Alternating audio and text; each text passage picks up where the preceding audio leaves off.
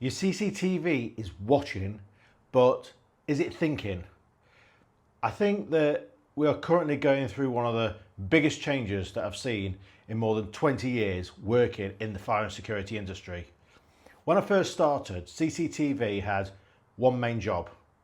It recorded what happened, someone broke into your building, something was stolen, a vehicle was damaged, then after the event, somebody would sit down, rewind the footage and hopefully find an image that was useful.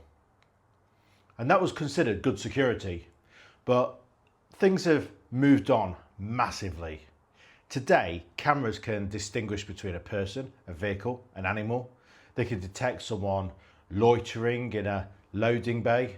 They can read number plates automatically. They can alert a monitoring station before someone has even entered your building. They can even provide useful information about how people move through your premises. Yet despite all of that, many businesses are still seeing CCTV in exactly the same way as they were 10 or 15 years ago. They are using it as a recorder, not as a security system. So in this video, I want to look at what has genuinely changed.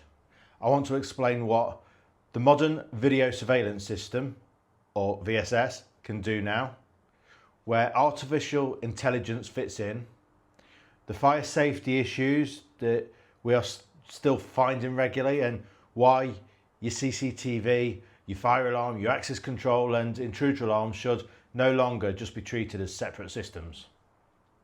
Because modern protection is not really about buying more equipment. It's about making the equipment that you already have work harder and together.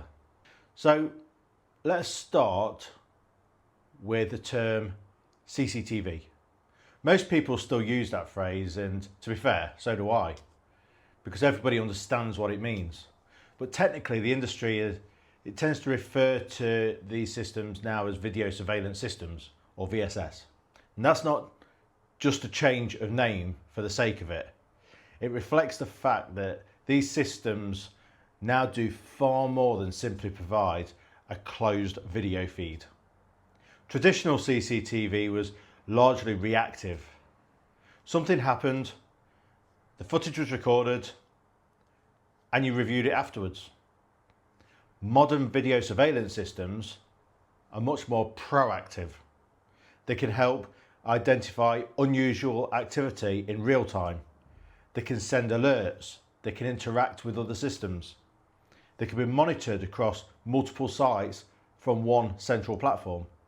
And in some cases, they can stop an incident before it properly begins. The image quality has also changed completely. Anyone who's has been around CCTV for a long time will remember footage where you could just about tell there was a person on the screen. You might be able to say that they were wearing a dark coat. You might be able to say a vehicle was a van. But beyond that, the detail was often limited. Modern high definition and multi-megapixel cameras can provide clear facial images, vehicle details, usable footage, even in poor lighting conditions. But this is where people can still get caught out. A camera having a high resolution does not automatically mean it's suitable for the job. The camera still needs to be selected and positioned correctly. The lens still needs to suit the area. The lighting still needs to be considered. The recording settings still need to be right. The storage needs to be adequate. There's no point fitting a high resolution camera 20 meters away from the area that you actually need to identify someone in. You might get a beautiful wide image, but no useful identification. And that's where design matters. It's not just about how many cameras that you have, it's about what you expect each camera to achieve. Is it there to detect someone, observe them, recognize them, or identify them? Those are the different requirements, and they affect how the system should be designed. The biggest mistake I see in businesses saying, we've got CCTV, that is great, but what is it actually doing? Is it helping to prevent incidents? Is it providing real-time alerts? Is anyone monitoring it? Can you retrieve the footage easily? Does it cover the areas that are genuinely at risk? Or is it simply recording hundreds of hours of empty car parks and corridors? A lot of systems are technically working. The cameras are producing the images. The recorder is switched on. The app works. But the system is not really delivering the protection the customer believes it is delivering. And that's an important difference. A working system is not necessarily an effective system. For example, you might have external cameras around your building, but if someone climbs over a fence at 2 o'clock in the morning, does anybody know? The answer is no. Then the system is recording the break-in rather than helping prevent it. That footage might still be useful afterwards, but prevention is always the better outcome. The best incident is the one that never happens. Artificial intelligence is one of those phrases that gets attached to almost everything now. And sometimes it is genuinely useful. Sometimes it's simply being used as a sales term.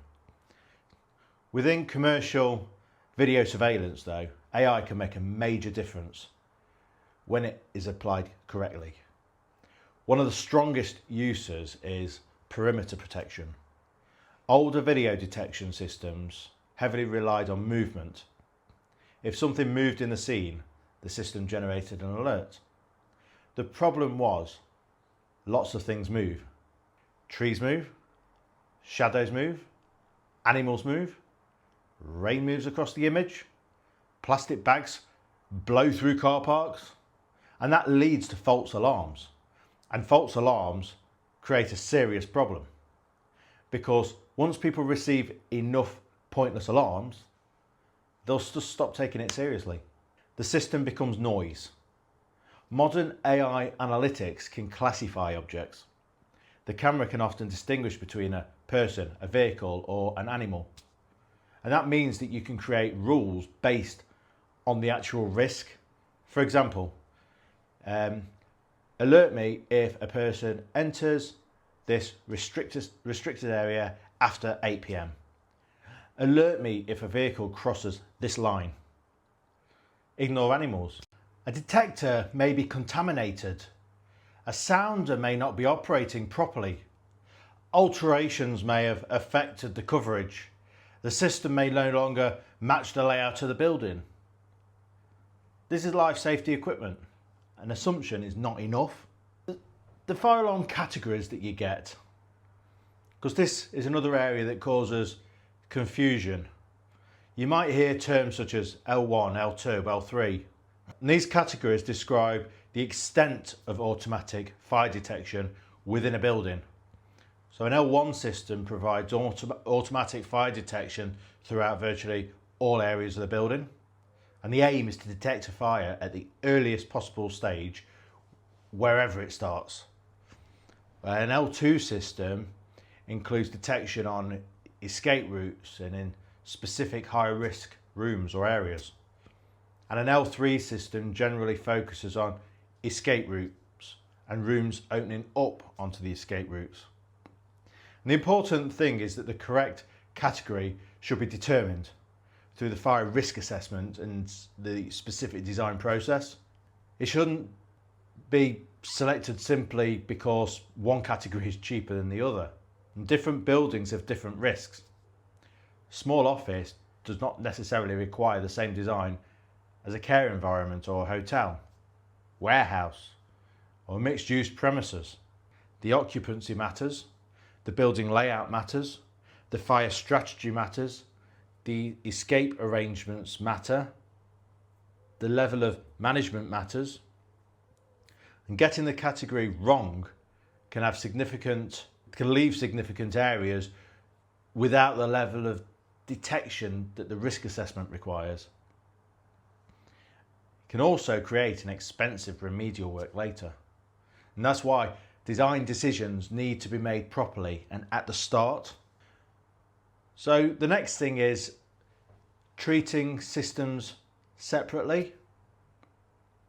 And this is what I believe to be one of the biggest opportunities for businesses. Fire alarms, CCTV, access control, intruder alarms. They shouldn't always be treated as completely separate systems. They serve different purposes, but there are situations where they should communicate.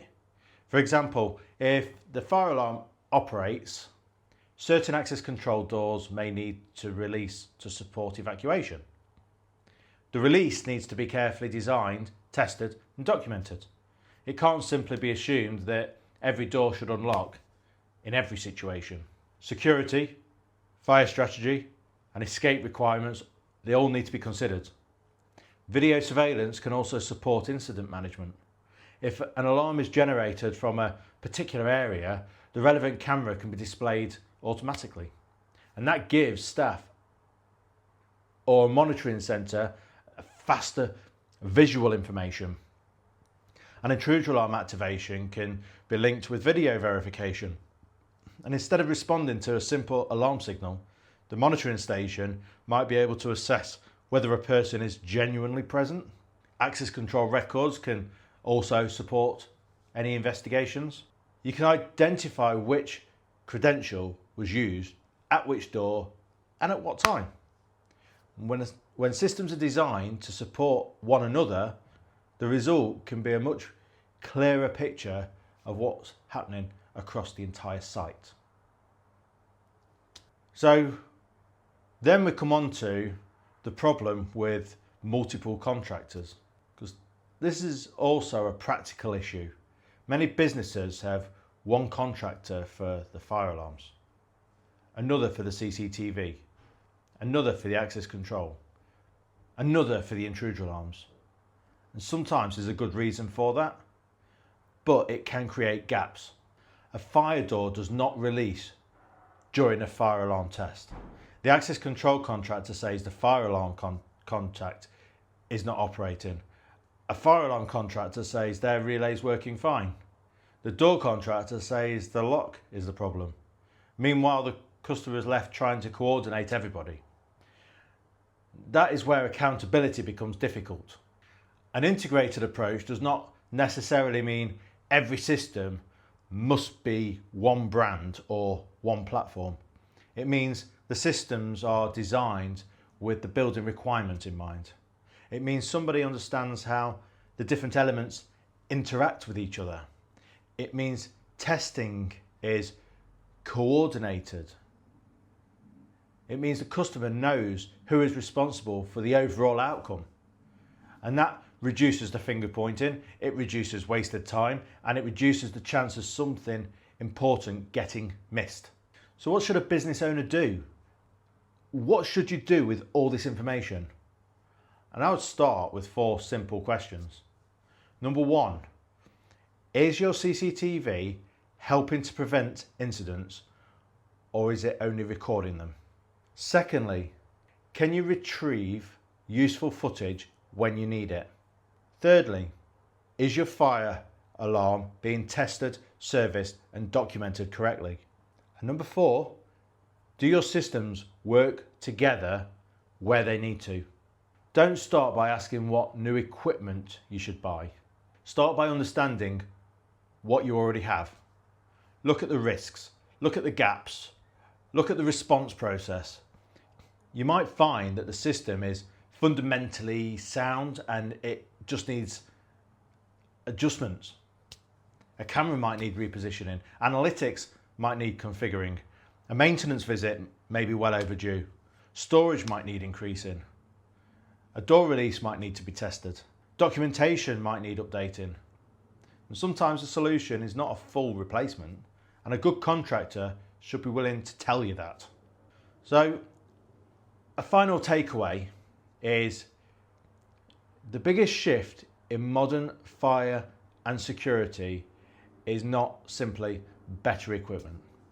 It's better information, faster detection, clearer verification, better integration, and a more effective response.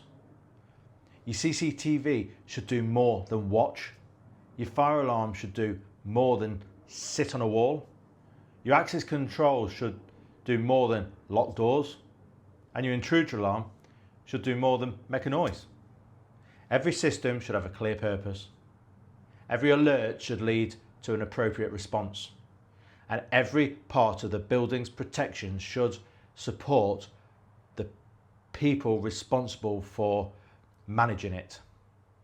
Because when something goes wrong, you don't want to discover that your system looked impressive but didn't deliver on what you expected.